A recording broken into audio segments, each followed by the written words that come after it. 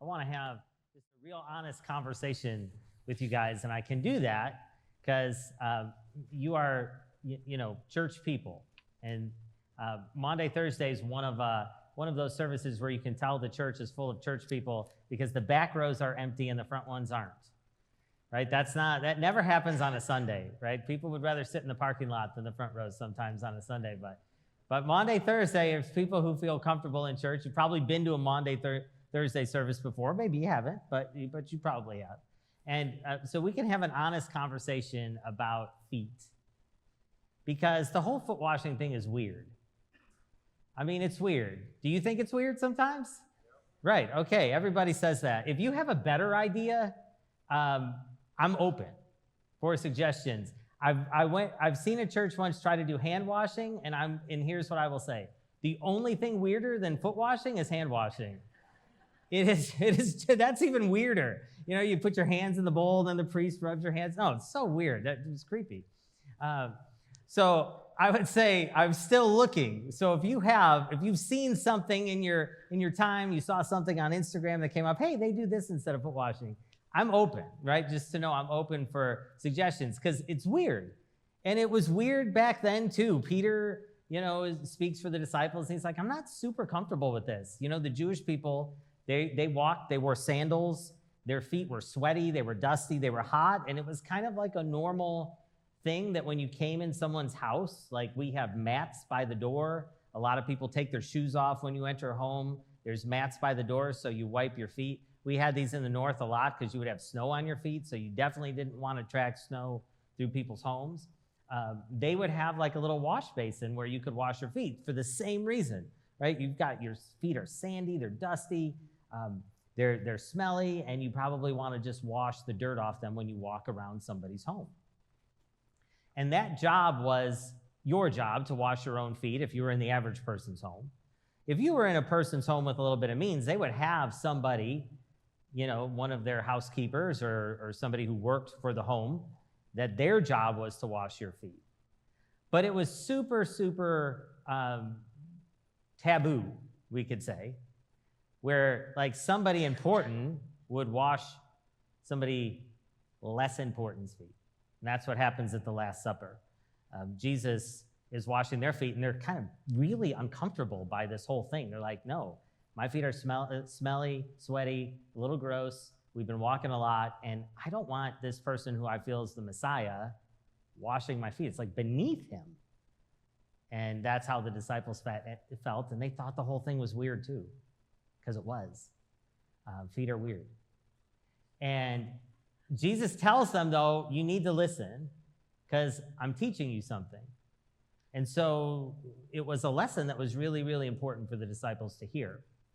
And the lesson was especially for them because they were constantly obsessed with who was great and how to get ahead and how to be great and how to be above other people and how to rank themselves above other people. That was really an important thing for the disciples. And there's so many times in the Gospels where we hear stories of them arguing with each other over who was better, who was greater, who did more. And so this is one of those things, right? If we've got 5 stories in the Gospel about the disciples arguing about who's greater, we can imagine there were probably 25 that didn't make it. Like if someone had to write down every time you fought with your siblings while you were growing up, right? There wouldn't be enough pages in a book. So maybe they just include the big ones. Same idea with the disciples. And so Jesus does this lesson as a way of trying to help them understand a point he wanted to make before he died. This is Jesus' last night. So what he's teaching with them isn't just words. He's trying to show them something. My disciples are not above service. My disciples are not above service. It's a mark of someone who serves Jesus. They're not above serving, right? They're not. They don't look at service as beneath them. It's actually one of my favorite compliments we get whenever we do the high school mission trip with our youth. And you should know this because I'm always filled with pride when I hear this. And we go work in someone's home or we go do this. And whatever they're asked to do, they do it, even if it's dirty, even if it's crawling under a house and rolling in the dirt to try to work on something. Whatever it is, they do it. And the people that are leading the project or the people that own the home always say, your kids don't act like there is nothing they won't do. Like, they don't come here with an attitude that this work is beneath them. And it's probably the best compliment, that they get, in my opinion, when we're on these service trips, because that's the mark of Christian service. So Jesus is doing this really weird thing to teach the disciples that my disciples are not above service, even if it's a little weird and a little awkward. Okay, so why do we do it then? Well, this is a good question. Like I said, I'm open to other suggestions, but I have a hard time with long-standing traditions breaking them. And so if this were a 50-year tradition, I would have no issue. If this were a 100-year tradition, you could probably say, I still wouldn't have an issue. But like doing this on Maundy, Thursday is like a 1,700-year tradition. I don't want to be the priest that breaks that, right? So there are times when it's like, I don't necessarily get it. It's not my favorite thing, but this is what priests do on this night. And there's something about, our job. I take it that our job as priests, this is all of our job is to live the gospel, but we're kind of entrusted with it to help move it from one generation to another, to help bring it to people that have it, to people that don't. And Jesus' teaching isn't just words. Sometimes it's the actions he did. And so a long time ago, they thought this is a really, really good way for priests to remember that they're not above service. Because I don't know if you know this, but there's been periods of history and occasion where priests might get a little full of themselves.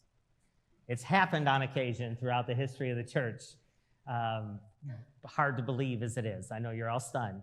But priests might get a little full of themselves, so they thought this is a good idea that once a year we do this so that the priests of the church remember they're not above humble service.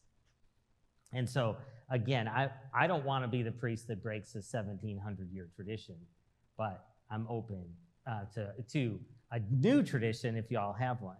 And so here's what we'll move to. If you've been to Maundy Thursday before, you know what's coming next. We have it set up for foot washing. I understand not everybody's comfortable with that. I know for a fact there are people who are not here tonight just to avoid this moment. They've told me, I'll see you Friday. I'm not coming Thursday. You're not looking at my feet. I've got it. I appreciate that. Those are weird text messages to get, but I appreciate that, that they let me know. You're not going to see me tonight. No feet. No, you're not seeing my feet. Okay, fair enough. So we move to that whoever might feel moved to come up, encourage you to take, you're welcome to just take one shoe off, or you can take both and come up and have your feet washed. Bennett will play some music. Brent Bennett will play some music through our new sound system that has been put up. And so we'll be able to have some music in the background. And as long as it takes, I'll wash feet, because it's important for me to remember that Jesus's priests are not above humble service. And so just like he, on this night, did it for the people he loved, I do it for the people I love. And so if you don't come up, it's okay. We're good. I promise. I'm not going to be staring at you. I'm not going to be, and these are the stories I hear. You think I'm kidding, and people tell me, well, I know if I don't come up, if I come and I don't come up, you're just going to be looking at me wondering why I didn't come up. I've heard that from people. I promise you, I've never had that thought in my mind. If I look at you, I know it's because you don't like your feet touched. That's why I know you didn't come up. So no judgment. So you can stay in your seat. But if you feel moved, you can come up, and I'll pour some water on your feet, and we have towels to dry them. And when that's done, Don will lead us in our prayers of the people, and we'll continue on with praying for the service. And I'll go wash my hands, because even though I'm not grossed out by feet, we still got to have communion, and that we just need a good hand washing in between those two things. I think that's just really proper hygiene. Give me a minute. I'm going to get set up. But I want to conclude by reading this prayer. And I remember the first year I was a priest, I had a boss who was a super gruff New York City bankruptcy lawyer turned priest, who was my first rector when I was an assistant. And this was his favorite service of the year, and he would read this prayer, and it's the only time I ever saw him tear up as a priest, because he was just very gruff and very rugged. He did not show a lot of emotion. He was a tough guy, smoked cigars all the time. He was just that type of guy. And he's since passed away, but I think of him when I read this prayer because it was the only time I ever saw him tear up during a liturgy. So I want to offer this invitation to y'all, and then I'm going to get ready, and Bennett will play some music, and we'll do the foot washing for a few minutes.